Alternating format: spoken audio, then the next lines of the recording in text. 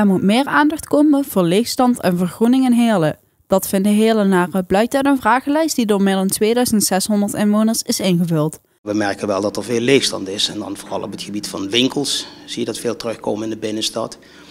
Kantoren valt de laatste tijd wel mee omdat veel panden zeg maar verbouwd zijn. Er is een nieuwe invulling voor gekomen, bijvoorbeeld in de vorm van woningen.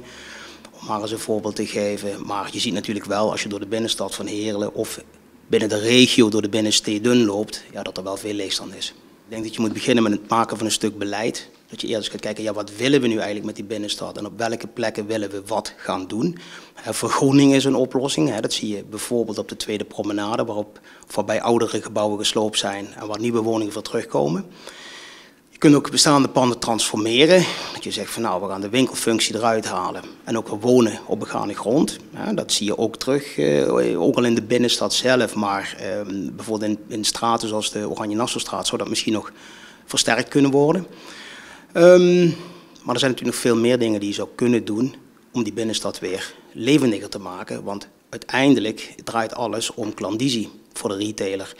En als er geen mensen in de binnenstad zijn of te weinig mensen voor zoveel winkels, ja, dan zul je iets moeten doen, linksom of rechtsom. Nou, ik denk dat het bijvoorbeeld dat het goed is dat de binnenstad straks weer voorzien wordt van scholen.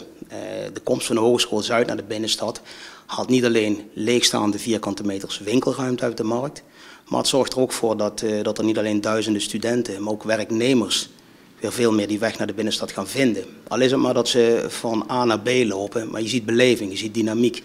Dat is een pre. Open Universiteit komt misschien ook terug naar de binnenstad. In dit geval na een maandkwartier als het doorgaat. Nou, dat betekent ook meer dynamiek. Weliswaar niet rondom de Pancratiuskerk, maar in een andere omgeving. Maar ook daarin zal de verlevendiging dan plaatsvinden. Een ander belangrijk punt, als je het hebt over leegstand, is dat we niet zozeer moeten gaan kijken alleen maar naar het vastgoed. Het vastgoed komt tot uiting. Daarin zie je wat er gebeurt in een stad. Maar je zult ook keuzes moeten maken, bijvoorbeeld op bestuurlijk niveau, waarbij je zegt van nou, wij gaan echt eens investeren in die binnenstad, maar dan op een andere manier. Denk daarbij bijvoorbeeld op een indirecte manier aan toerisme. Zorg dat er bijvoorbeeld nieuwe activiteiten naar Heerlen komen. Denk eens aan een Pinkpop museum. Denk eens aan een Walk of Fame die je zou kunnen aanleggen. Het is maar een gedachte, het is maar een voorbeeld. Maar het zou misschien wel nieuwe jeugdige mensen ook kunnen trekken. We hebben het Meimuseum, we hebben het Thermenmuseum. Nou, gooi er nog zo'n museum bij. Dan krijg je misschien ook wel weer nieuwe mensen die een keer een bezoekje komen brengen aan de stad. En dat betekent beweging. En beweging zorgt voor, niet alleen voor dat het er gezelliger van wordt, maar ook dat winkeliers hun producten kunnen verkopen. Dus op indirecte wijze zou je op die manier kunnen gaan kijken naar de stad en ook naar de invulling van winkels. En wat we daarbij niet moeten vergeten, als je een krachtige kern hebt, dan dan komt dat ook tot uiting in de rest van het gebied. Dus het is niet zo van, het moet alleen maar in de stad gebeuren. Het is echt een maatschappelijk probleem waar we met z'n allen tegenaan lopen. En dat zie je dus ook terug in de waardeontwikkeling bijvoorbeeld van woningen in buitenwijken. Dus als je het in de stad goed doet, komt dat in positieve zin ook in de buitengebieden van de stad terug.